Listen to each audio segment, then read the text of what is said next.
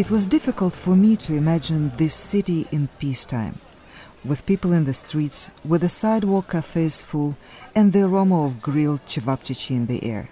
The last time I was in Sarajevo, 17 years ago, it was a war zone.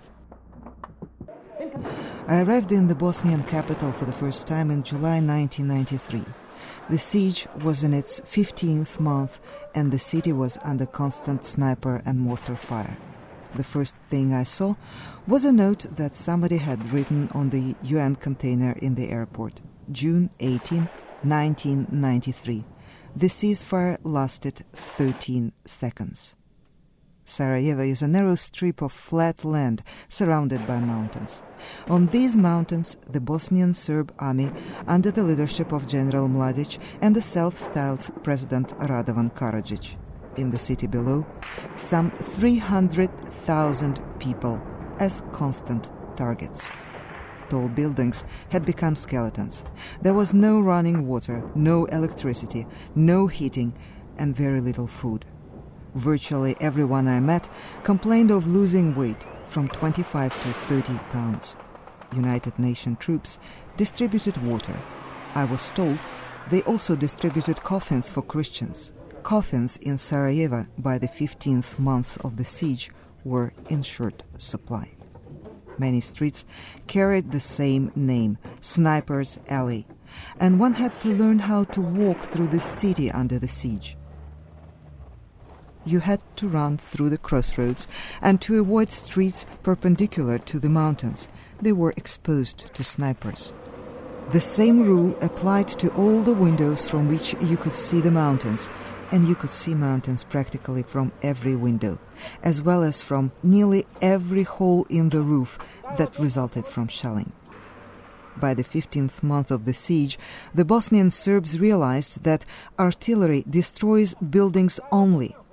By that time, they had already burned down the National Library with hundreds of volumes of medieval manuscripts and incunabula.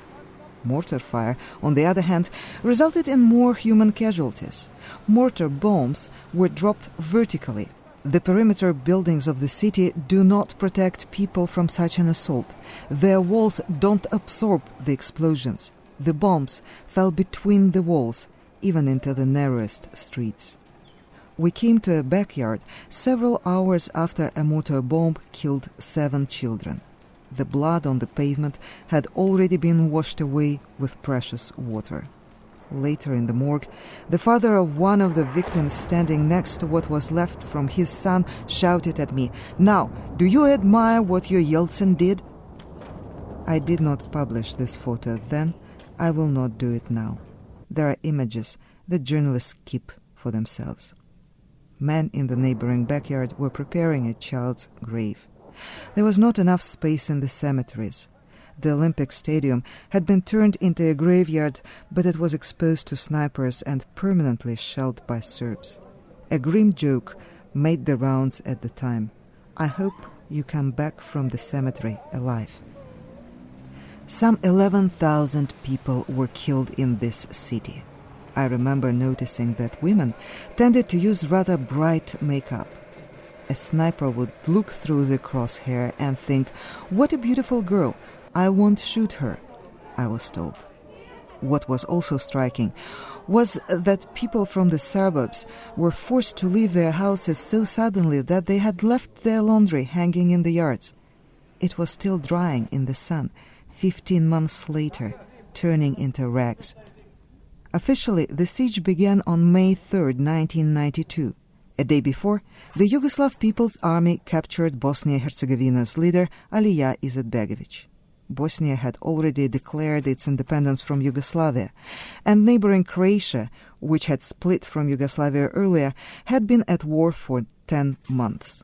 The UN representative, Canadian General Lewis Mackenzie, managed to negotiate the release of the Bosnian leader. But the armored personnel carrier transporting Izetbegović and Milutin Kukanec, the Yugoslav army commander in Sarajevo, came under fire.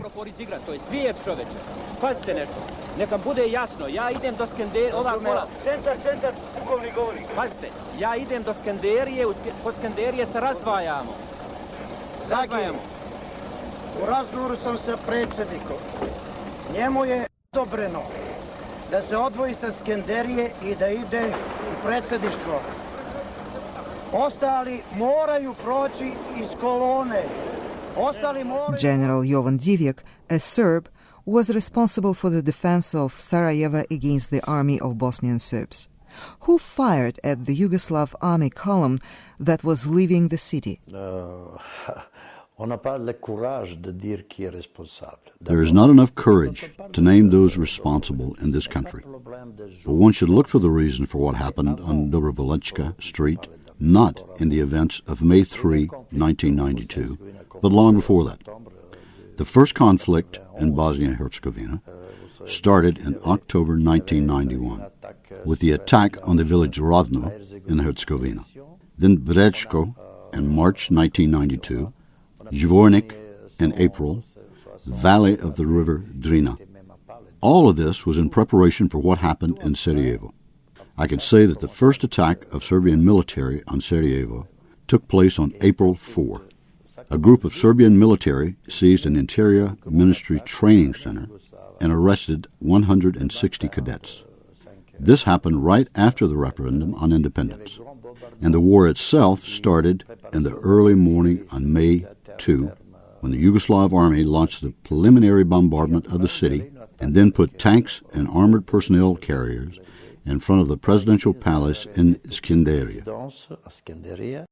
Why did the Yugoslav army carry out this provocation and then leave the city to the Bosnian Serb army, which gave rise to this military orgy, this siege that lasted 1,425 days? We never found out what the Yugoslav army wanted to achieve with all this. We were told they wanted to save the soldiers who were still in the city. Why was it done like this? This was the mistake of the Belgrade commanders of the 2nd Army Corps. We don't know the details. We don't know who drew up this plan for a troop withdrawal. But the army convoy came under attack, and this should be prosecuted. They should find those guilty and prosecute them. Why is it still not done? It's a problem of political will.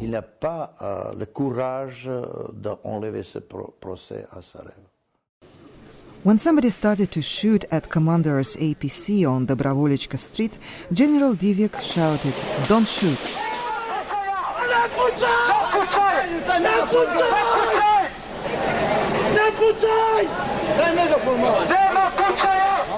We are standing with the general on this very street, this very place where all this happened.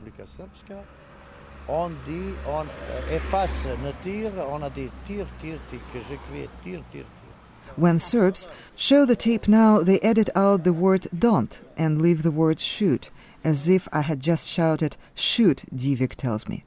Recently he was briefly detained in Vienna on a Serbian arrest warrant. An Austrian court found charges against him groundless.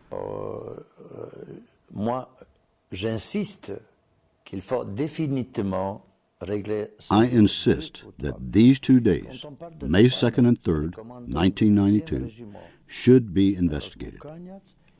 Speaking about May 3, it was the Serb commander, General Kukanic, who said that there were 7 dead. He said it on May 3, but the nationalists do not agree with him. Nationalists even blame him and say that he should have been at the end of the convoy and not in the first armored personnel carrier. Nationalists do not want to accept the truth.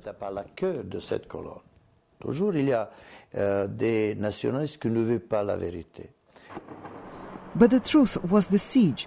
The truth was that according to the UNHCR norms, each person locked in the city was supposed to get about 1 pound of bread per day. In reality, they got 1.2 ounces. When I was there for the first time in '93, the only working bakery in the city was forced to close. There was some flour, but there was no electricity and no fuel for the generator. The authorities tried to save what was left of the fuel for the hospital. So people started to get flour instead of bread. And what can one do with flour if there is no water and no fire to bake bread? What else was in the UN ration? Pasta, beans, rice. Everything requires water and boiling. Welcome to the Sarajevo concentration camp. The keys to it are kept by a Christian, Copt Boutros Ghali from Egypt, the UN Secretary General, said the spiritual leader of Bosnian Muslims, Reisul Ulema Mustafa Ceric, greeting us in 1993. Do you remember Cain? He added. God marked us in the same way. Our diverse world is being destroyed in the name of Orthodox religion. In Sarajevo, they didn't say at that time, let's do it tomorrow or see you tonight. There was no notion of tomorrow, no notion of tonight or in an hour or in a minute. There was only now and at this very moment, while being alive. I have returned to Sarajevo. I was trying to find the backyard where 7 children were killed in 1993. But there are hundreds of backyards just like this. It was the first time that I went up those mountains where the Bosnian Serb army had its position during the war. It was here that the Russian poet and current opposition leader and self-proclaimed presidential candidate Eduard Limonov tested a new machine gun at the invitation of Radovan Karadzic. This videotape from the documentary film Serbian Epic was presented at the International Tribunal in The Hague as evidence of war crimes and crimes against humanity. Before all this, Sarajevo had been a multi-ethnic city. During the siege, I spoke with Bosnian Serb Borislav Gerak, convicted by a Sarajevo court to death penalty for rape and murder of almost 4 dozen of civilians. His father stayed in Sarajevo during the war.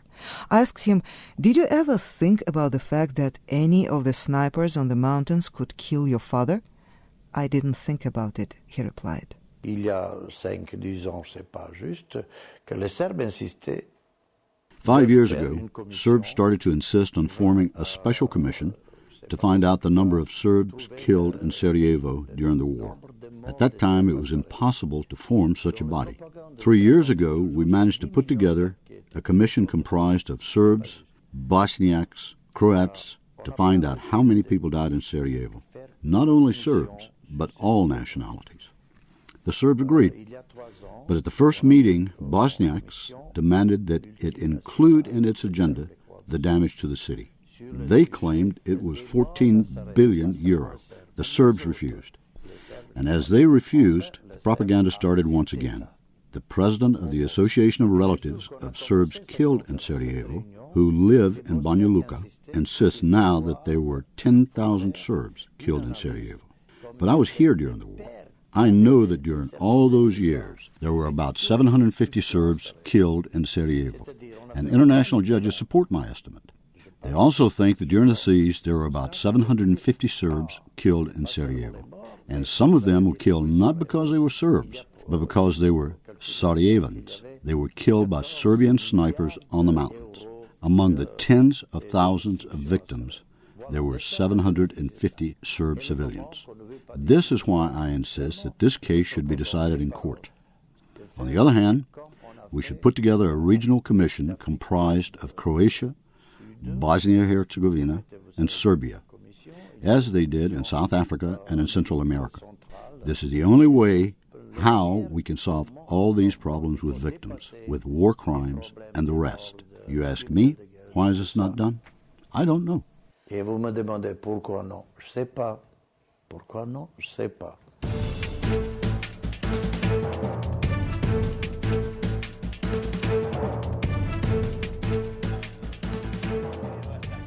In 1993, in the 15th month of the siege, I wrote, if anybody thinks that this city can survive, it's utopian. Even if the siege is lifted, Sarajevans would not be able to live through the wounds inflicted during this month of blockade. Sarajevo kids cannot sleep if there is no shooting at night. But the city was struggling to survive. At the end of 1992, the headquarters of the Sarajevo defense decided to dig a tunnel under the airport, which was the narrowest line of the siege separating the city from the free territory of Bosnia. In this free territory, the tunnel started near the house of Aliya and Shida Kolar, their son Bayra, and their grandsons Edis and Emin. The tunnel was dug by hand. It was high and wide enough to let one person through. At first, food and ammunition was delivered to the city in wheelbarrows. Back from the city, the military moved out the critically wounded the same way, also in wheelbarrows. Then rails were laid to accommodate one small trolley. Later, they installed a pipe, or better to say, a thick hose, and started to pump oil into the city. The oil was pumped from the free territory during the night. The entrance to the tunnel was permanently under fire. Overall, the Bosnian Serb army fired over 10,000 shells into this area. One hit a line of people at the entrance. Later, the government of Germany gave the city a gift, a special electric wire that provided Sarajevo with at least a bit of electricity. Then, a telephone cable that connected the city with the rest of the world. And all this happened under dire conditions, with the tunnel being constantly flooded. And when it was flooded, everything stopped, and a group of engineers would pump out the water standing under the high-voltage wire. Now the entrance to the tunnel and the Kolar's family house are a museum. We met a group of students from Croatia there.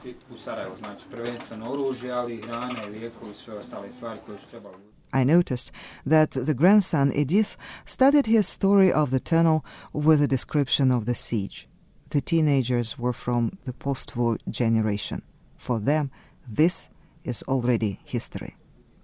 While the tour went on, Edis's father Bayra told me that they also had tourists from Serbia, mostly families, but not organized groups.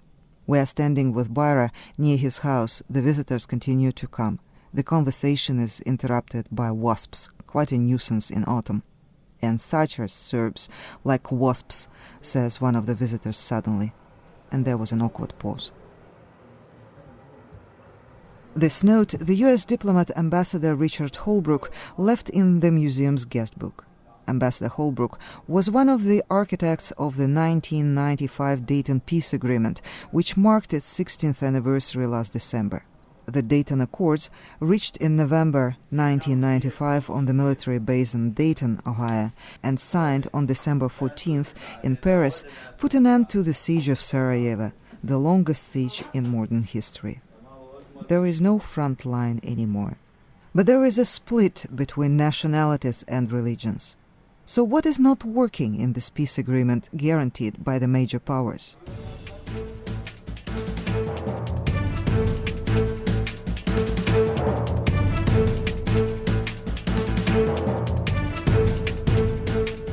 For more than a year, the parties of Bosnia-Herzegovina could not form the national government.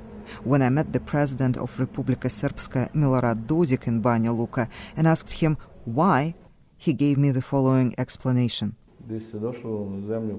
You have arrived in a country that was not created by the will of the people who live here, but by the will of the international community. The Dayton agreements were concluded for a number of reasons. Someone wanted something, someone else signed the agreement under duress. It would take a whole broadcast to explain this to your audience. I would just say this briefly. The situation regarding the selection of a Council of Ministers reflects the situation in the country as a whole, in Bosnia-Herzegovina. It is a fact that the peoples living in Bosnia never expressed the desire to live in that country. It is also a fact that one of those nations wants to impose its will, demonstrate its will as a majority, over the other two nations that do not want to live under such conditions. You can reduce the problem of the Council of Ministers to the level of ministerial posts and who will have what chair. But in this case, the inability to select an executive branch is typical, and it is directly connected to the conception of the construction of Bosnia-Herzegovina. This interview prompted a letter of protest from Bakir Izetbegovic, the leader of Bosnian Muslims, or Bosniaks, and a member of the Bosnia-Herzegovina presidency. I asked my colleagues in Sarajevo to clarify what exactly provoked his outrage. This time it is a statement that Bosniaks as a nation existed only starting from 1993 and that they are nowhere except for Bosnia-Herzegovina and that they cannot build their national identity other than by destroying identity of others. He says this about people who live through ethnic cleansing in that part of the country that Mr. Dodik represents, who lived through the genocide in Srebrenica where mosques were destroyed by Serb army. He tells these people they build their national identity through destroying the identity of others. It does not make sense and is groundless. I think that Mr. Dodik, through his rhetoric and politics, has stopped the positive process in Bosnia-Herzegovina, reconciliation and European integration. His politics cause tension in Bosnia-Herzegovina and can lead to serious conflicts. At the moment, due to his politics, we are running low on investment. Capital does not come into the countries with such an atmosphere that we now have in Bosnia-Herzegovina. I was shocked to see how little this country had moved from the war over these 16 years of peace. In fact, the ethnic division finally took place here. Before the war, they used to call Sarajevo the Jerusalem of Europe. Well, now it's even more of a European Jerusalem. Now there is East Sarajevo, a new city where Serbs from Sarajevo moved over those years. There is no wall between the parts, not yet anyway, but there is no public transportation either. So why? What went wrong? Maybe this is the answer. Because nothing is moving forward. Everything is either blocked or it's worse. It's worse and worse. Like we expected better politicians to come with new elections. We expected even new parties to take over. Even when they did, they started to behave the same way as those nationalistic parties, that they remain. That's one of the mistakes. Those who produced, basically, political forces that produced all the troubles in 90s, they were kept. International community intervened in many areas, but they never intervened in that area. Because you have, main three parties that were national parties, that were responsible for everything going on in this country in the 90s, they are ruling up to now. But I think internationals were supposed to forbid these parties, particularly because the leaders of those parties, some of those parties, are all in The Hague. So you have policy that is condemned by everybody, by people, by internationals, and a party that is still ruling, which is strange. You can't expect any improvement from that. Yes, Bosnia-Herzegovina is the only country in Europe that is organized according to the provisions of a peace agreement. And yes, the people in the one very much centralized part of it, Republika Srpska, understand this. The Serbian strategy in Bosnia-Herzegovina should be based on one fact, and I keep repeating this. The only new feature after the breakup of Yugoslavia, the only new territorial and administrative entity, is Republika Srpska. There are no other new entities. Even Kosovo existed as an autonomous region. The rest were republics in former Yugoslavia. Republika Srpska is the only serious news after the Second World War, and we should not play around with it. We cannot get everything we want in one historic period. Can we get it in another era? Nobody can answer this now. There are fortune tellers that say that it's possible, but I'm not the one. I don't know what will happen in 30 or 50 years, but I know for sure that, at the moment, Serbs in Bosnia-Herzegovina have one thing that nobody else in former Yugoslavia has: a new status. And this is regardless of all the problems that accompanied Serbs during the wars in former Yugoslavia. We have enough internationally recognized self-governance inside Bosnia-Herzegovina. 49% of the territory, legislative, executive, and judicial powers, huge inner autonomy, practically a state within a state. We have all the mechanisms to protect our ethnic interests through the parliament, the council of ministers, and the presidency of Bosnia-Herzegovina. No decision can be taken without the Serbs. What else can we wish for? And what gave all this to only one ethnic group in Bosnia and Herzegovina? The Dayton Peace Agreement, Annex 4, the constitution of the country that these three ethnic and religious groups never voted for. I think Dayton Annex number 4 made horrible mess in this country. And it is, and of course, totally centralized entity. In fact, people, governing people in it, they grabbed it. They realized they were, first of all, in Dayton, those that were very much against peace agreement and everything in it was Republika Srpska, politicians from there. And I think without Milosevic in Serbia, they would refuse it. Milosevic was clever enough to say, you have to accept it. And besides, he was in charge. He had to sign. So he accepted it. He was really clever. But these other guys, they would again, it was just night before, I think, Americans would otherwise gave up. Later, they realized how good it is for them. And they grabbed it. And they grabbed just that part. All other annexes were not important. So majority of for life crucial annexes were never implemented.